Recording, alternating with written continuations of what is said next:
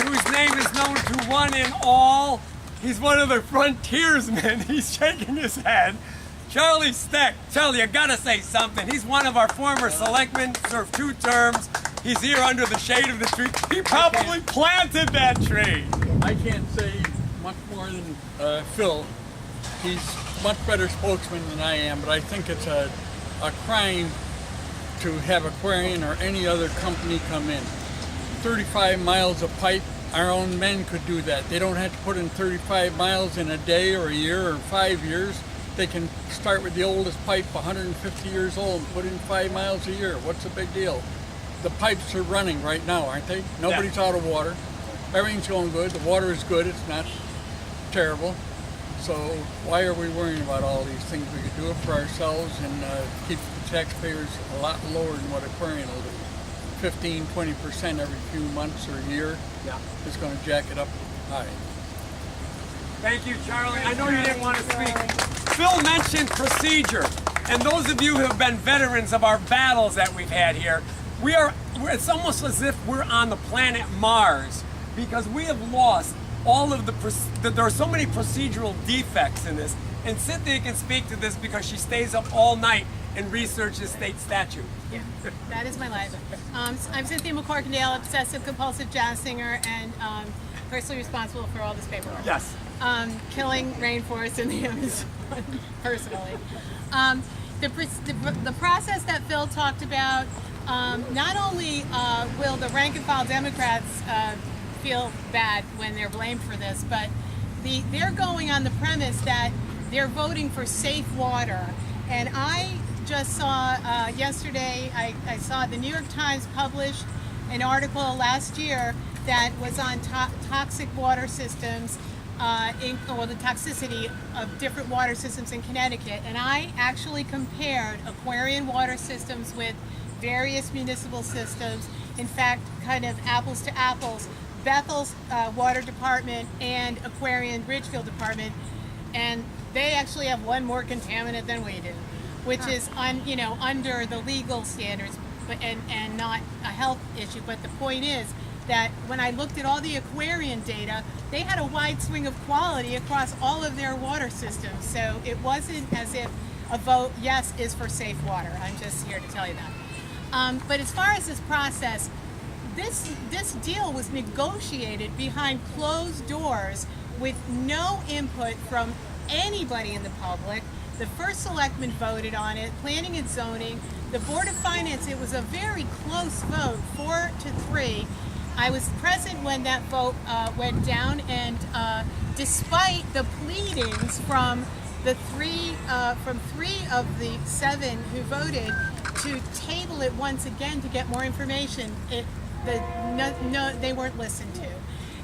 That's also that there were some improprieties with the notifications for the postings of the warnings for the public hearings, statutes that I think the town attorney may be making up, just putting numbers together because they don't exist. And he has admitted to me that he's made several mistakes, one of which was that the voting date had to be today at the latest, when in fact it could be the 23rd, which was what the motion was amended at the town meeting to have it on the 23rd. And that didn't happen. So our town charter form of government has been tossed aside, Robert's Rules of Order. It's just procedurally, it's something that should be of concern to every Bethel taxpayer, because there are people who have fought hard to have that town charter form of government. Billy Michael is one of them, and the Bethel Action Committee. And we need to keep our democratic process intact. Thank you. All right, thank you, Cynthia.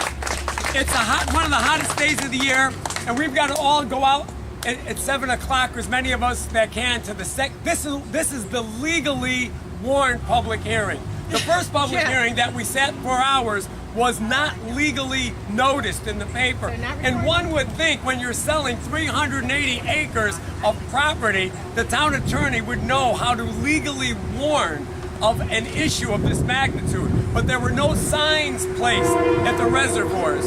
And then there's a couple of other things. Well, you have to have 2 notices. But yeah, Cynthia brought water for you Take under a the little tree. bottle of water while it's free.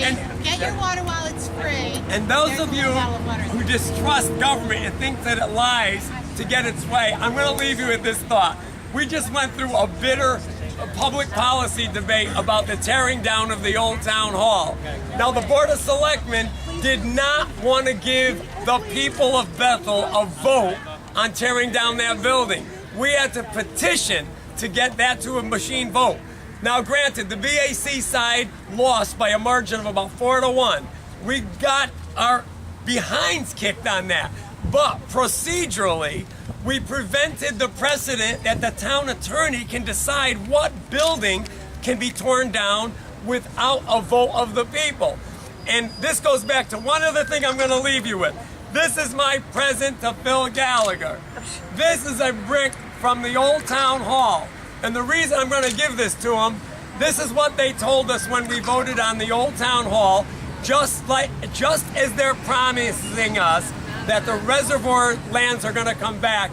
When we voted on the library, they said the old town hall will remain.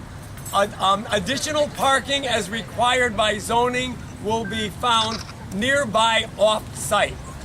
This is all that's left of that building. And that's what they told us. The old town hall will remain. So when they tell me that those reservoirs are going to be reconveyed and deeded back, all I think of was what they told me about the old town hall. So, God willing, we'll see many of you tonight at 7 o'clock in the hot room here. Thursday's the vote. This is the choir. Just go out and get as many people to vote Thursday as we can, and we'll all enjoy a sigh of relief on Friday morning. Please God. All right, thank you. Thank you for Roger and Nisha and Alex.